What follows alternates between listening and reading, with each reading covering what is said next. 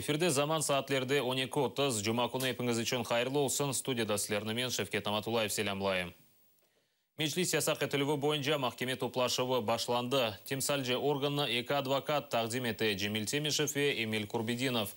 Темишев кенеде ішке регионал Меджлис ел басшыларыны желпетмеге талап етті. Махкеме қаршы шықты. Прокуратура есе ішке да бір қач весиқа қошқан. Мисал оларақ Құрылтайның Қырым-Татар халқына олған мұражаты. Прокуратура векеллері Эмин Санки оңа көре Қырым-Татарларының дигер халқларға низбетен үстінлігі қайдетілі. Адвокатлар бұл весиқаға лингвистик экспертизасыны тайынлемеге талап етелер.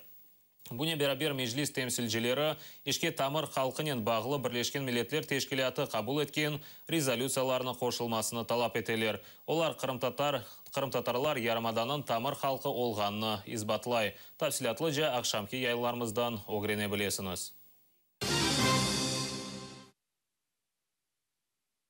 Великий кеченлері Қырымнан ишғалжы прокуроры Наталья Поклонская Меджлис фалиетіні өз қарарынен тоқтатты.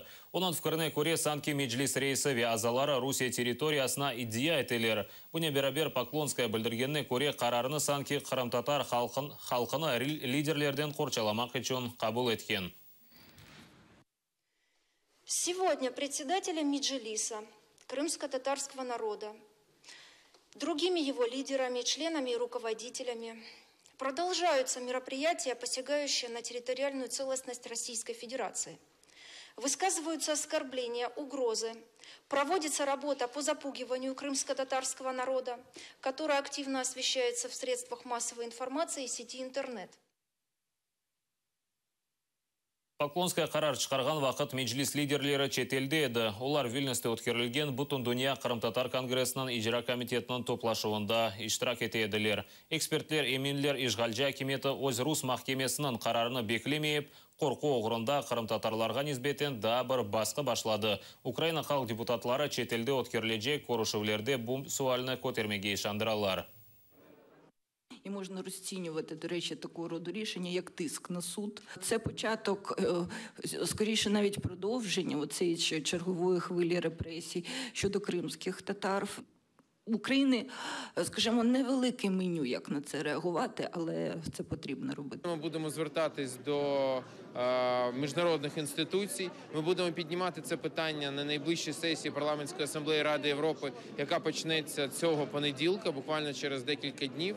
Це те, що сьогодні в наших силах зробити. Ми будемо вимагати від правоохоронних органів, щоб вони дали оцінку та притягнули до відповідальності, вжили заходів. На міжнародному рівні ми повинні ввести нові санкції, більш жорсткі відносно Росії та Криму, бізнесу, оточення та персонально тих осіб, які порушують права наших громадян. Меджліс як кістка в горлі московським окупантам, які придумують відверту, вибачте, шизофренію про те, начебто, що Крим російський і так далі. Які дії ми будемо далі бити в набат з цього приводу і звертатись до міжнародного співтовариства. Ми будемо виступати на цю тему в Парламентській асамблеї Ради Європи. Будемо писати листи посольствам, будемо всіляко піднімати в інформаційному просторі цю тему. Керим Ванат Милет. Меджлис катибі Делявер Акиев адындан инсанлар Меджлис топлашуына давет етілі. Бұл ақта Акиев өз Facebook сайфесінде язды. Білдіргенне көре телефон номерасы ве Viber сайфесінден инсанларға давет етуінен месажлар келе екен. Инсанлар чешіт күнлерге чағырыла. Акиевнің сөздеріне көре өз телефонындан кімсеге бойлеметінен месажлар йолламаған. В последние дни получаю информацию о том, что с моего номера людям приходят СМС-сообщения с приглашением на заседание Меджлиса, причем на разные даты. Случайность отправки мною сообщений исключается, так как в моих отправленных на телефоне и в Вайбере и близко нет этих сообщений. В связи с чем я официально сообщаю, что никакие сообщения ни с телефона, ни с Вайбера, ни с аккаунта в соцсетях с приглашением посетить какие-либо мероприятия я не отправлял и отправлять не собираюсь. При получении сообщений с подобным содержанием от меня, а может быть еще от кого-нибудь, просьба во избежание возможных провокаций уточнить информацию, позвонив мне.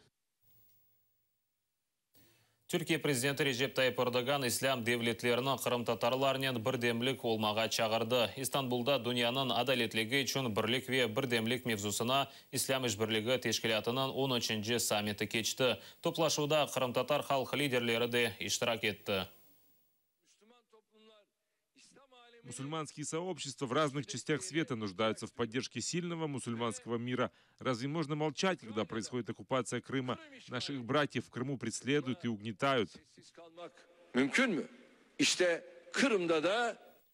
Крым ишгалден куртарылган сон Русиядан келген инсанлар ярымаданы теркетмеге мечбур олажақ. Бұны Крымский студия төгерек маса черчевесінде саясетші ве активистер білдірділер.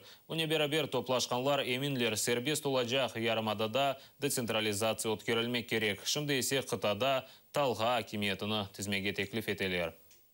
Протягом такого-то часу всі резиденти мають, які там заїхали на територію окупованої території, з Російської Федерації, скільки там буде, 1000, 2000, 5000, 100 тисяч, вони мають в примусовому порядку покинути цю територію. Допустим, в админкодексе прописана четко позиция, что любой, кто въехал в нарушение законодательства Украины, то есть в объезд пропускных пунктов, которые у нас 3 на территорию оккупированного Крыма, он депортируется, то есть ему на 3 месяца, например, на 3 года, например, выносится предупреждение, он запрет на въезд.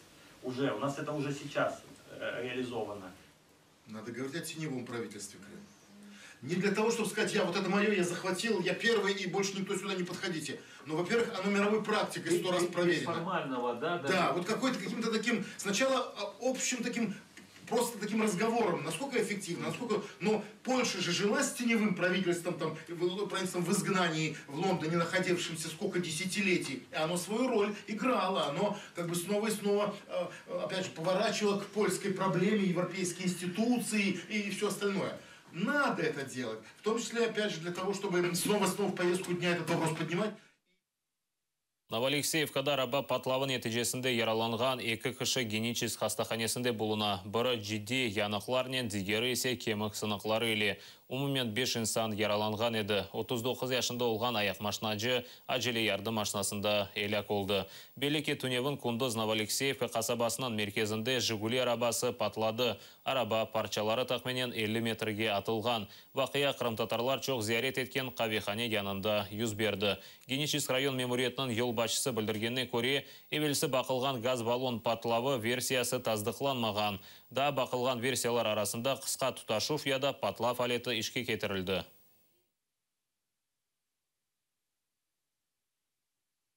Херсон вилаятында қырымтатарларға қаршы ялан хаберлер тарқаталар. Бұл ақта Херсонда информацион телекесілігі мевзусына бағышланған төгерек маса черчевесінде икаеттілер. Ялан хаберлеріні сепаратист телеканаллары тарқата, шу фікірні есе соныра интернет порталлары дерчеті. Берілген хаберлерге көре санки қырымтатарлар Херсон вилаятыны запт етмеге істейлер. Яда Херсон вилаятында пейда олған юзлернен исламистлер, жинайетлер япмаға азырлана. То есть категория журналистов, которые синхронно, скажем так, поднимают тему, которая ну как по-другому, как разжигание межнациональной розы не назовешь. И когда вот эти фейковые появляются посылы, например, то же самое, что крымские татары скоро захватят Херсонскую область, и местным жителям надо быстрее спасаться. Вот есть рассылка Рамблер.ру. Я вот смотрю о том, что пишут про Херсонскую область, в том числе российский сайт. Там все, вот эта татарская тема, вот эти исламофобия, она там одна из первых. И самые невероятные слухи там происходят. Потом эти слухи распространяются на базарах, там где скопление людей, там, в маршрутках. И мы безоружны. Мы не имеем права быть цензурой, и это правильно. С другой стороны, мы четко понимаем, что нам тоже не хватает вот этих вот законодательных норм, которые бы мы могли использовать для определенных действий, да, в эту сторону. Это первое. А что касается, вот вы говорите, исламофобии и так далее, на мой взгляд, абсолютно необхідно в противовес розвінчувати інформацію їй на інформацію. Ми не Росія, ми не використовуємо ті засоби пропаганди, які є традиційними, класичними для них, в які вони вкладають шалені сьогодні кошти і ресурси. Для нас момент такий, що ми себе позиціонуємо як демократична країна, яка не може втручатися ані в редакційну політику будь-якого видання, ані займатися цензурою і так далі. І сьогодні, коли ми кажемо про можливу протидію таким заходам, то це єдине створення інформаційної альтернативи. Мирақ доғырмады. Қырым әлесі Путин'і діңлемеге шықмады. Ахмеджетте ерлештірілген экранлардан Путин'і тек 10-15 инсан діңледі. Ақиярының Нахимов мейданында ерлештірілген экранда Русия президентінің изатларыны сайлы инсанлар сейір етті. Белеке түневін Путин жемат сүбетіні кечірді. Ақиярлы мұғбірлер сакинлеріні не радсылағанын мерақландылар. Первый вопрос. Как обстоит дело с погашением тех вкладов, которые аннулировались в 1992 году? Второй вопрос – это как бороться с коррупцией? В водоканалах этих очереди стоят, бабушки плачут, выдумывают какие-то непонятные цены и все прочее. К депутатам обращайся, вот, ну, ни ответа, ни привета. Вот к Колтабаевой обращался я, ну...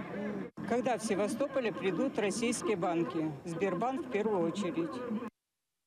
Bu noktada yayınımızda yekunleyimiz. Cuma күні hepiniz için hayırlı işlerінен belgilensin. Akşamki zaman yayınlarımızını kaçırmanız. Atayırlı olunuz. Görüşmek üzere.